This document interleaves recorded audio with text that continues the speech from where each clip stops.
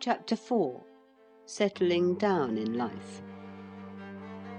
The other day, a well-known English novelist asked me how old I thought she was, really. Well, I said to myself, since she has asked for it, she shall have it. I will be as true to life as her novels. So I replied audaciously, 38.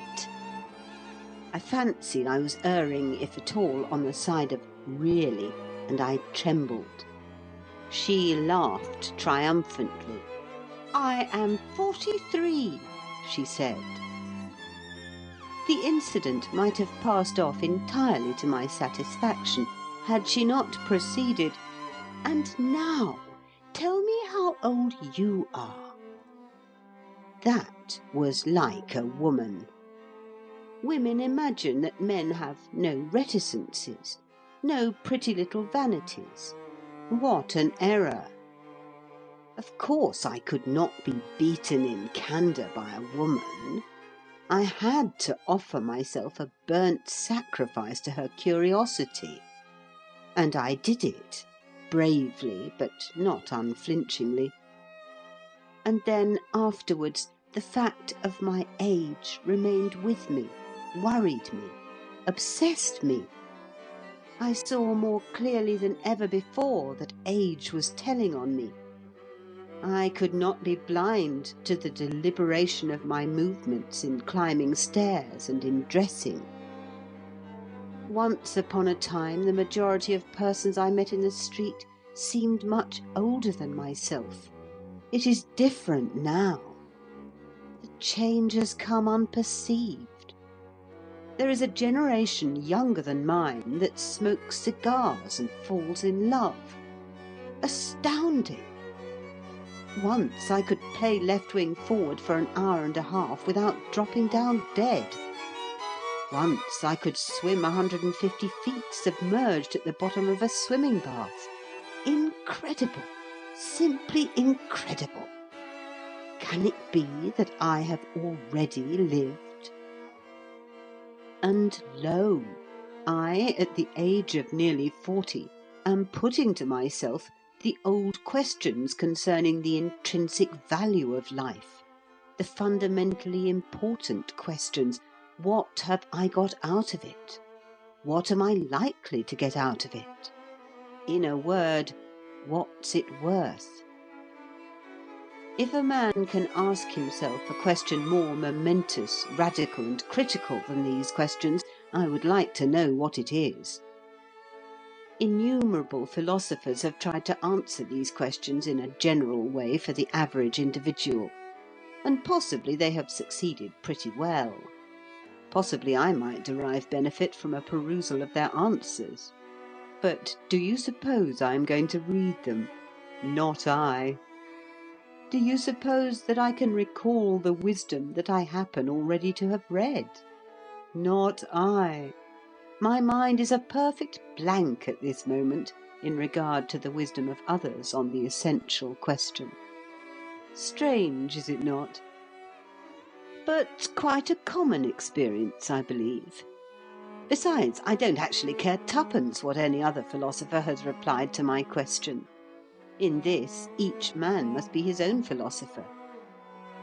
There is an instinct in the profound egoism of human nature which prevents us from accepting such ready-made answers. What is it to us what Plato thought? Nothing. And thus the question remains ever new and ever unanswered, and ever of dramatic interest. The singular, the highly singular thing is, and here I arrive at my point, that so few people put the question to themselves in time, that so many put it too late, or even die without putting it. I am firmly convinced that an immense proportion of my instructed fellow creatures do not merely omit to strike the balance sheet of their lives. They omit even the preliminary operation of taking stock. They go on and on and on, buying and selling they know not what, at unascertained prices, dropping money into the till and taking it out. They don't know what goods are in the shop, nor what amount is in the till, but they have a clear impression that the living room behind the shop is by no means as luxurious and as well ventilated as they would like it to be. And the years pass, and that beautiful furniture and that system of ventilation are not achieved. And then one day they die, and friends come to the funeral and remark, "Dear me, how stuffy this room is, and the shop's practically full of trash." Or, some little time before they are dead, they stay later than usual in the shop one evening, and make up their minds to take stock and count the till, and the disillusion lays them low, and they struggle into the living room and murmur, "I shall never have that beautiful furniture, and I shall never have that system of ventilation. If I had known earlier, I would have at least got a few inexpensive cushions to go on with, and I would have put my fist through a pane in the window. But it's too late now. I'm used to Windsor chairs, and I should feel the draught horribly." If I were a preacher, and if I hadn't got more than enough to do in minding my own affairs, and if I could look anyone in the face and deny that I too had pursued for nearly 40 years the great British policy of muddling through and hoping for the best, in short, if things were not what they are, I would hire the Alhambra Theatre or Exeter Hall of a Sunday night, preferably the Alhambra, because more people would come to my entertainment, and I would invite all men and women over 26. I would supply the seething crowd with what they desired in the way of bodily refreshment. Except spirits, I would draw the line at poisons. And having got them and myself into a nice, amiable, expansive frame of mind, I would thus address them, of course in ringing eloquence that John Bright might have envied. "Men and women," I would say, "companions in the universal pastime of hiding one's head in the sand, I am about to impart to you the very essence of human wisdom. It is not abstract. It is a principle of daily application affecting the daily round in its entirety, from the strap hanging on the district railway in the morning to the strap hanging on the district railway the next morning. Beware of hope, and beware of ambition. Each is excellently tonic, like German competition, in moderation. But all of you are suffering from self-indulgence in the first, and very many of you are ruining your constitutions with the second.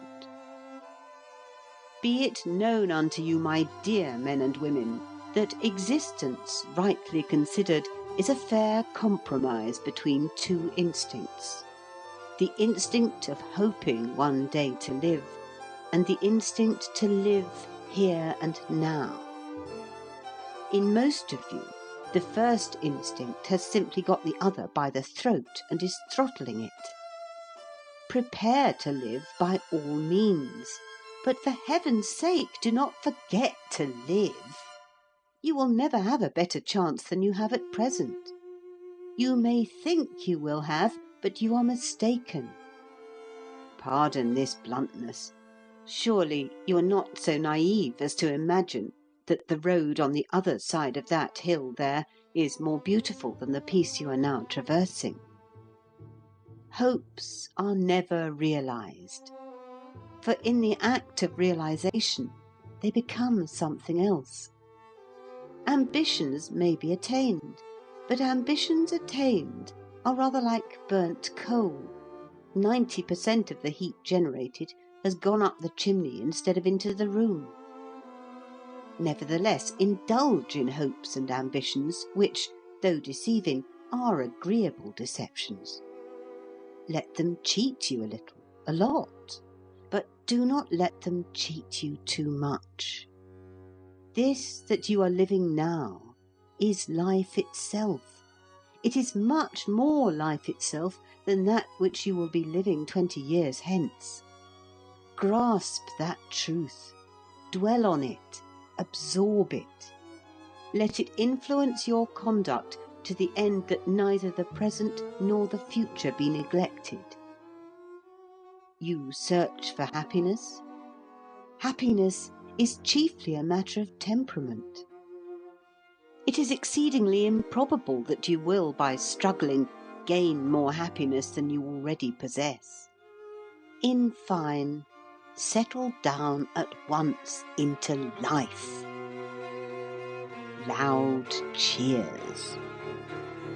The cheers would, of course, be for the refreshments. There is no doubt that the mass of the audience would consider that I had missed my vocation and ought to have been a caterer instead of a preacher. But once started, I would not be discouraged. I would keep on Sunday night after Sunday night. Our leading advertisers have richly proved that the public will believe anything if they are told of it often enough. I would practice iteration, always with refreshments. In the result, it would dawn upon the corporate mind that there was some glimmering of sense in my doctrine, and people would at last begin to perceive the folly of neglecting to savour the present, the folly of assuming that the future can be essentially different from the present, the fatuity of dying before they have begun to live.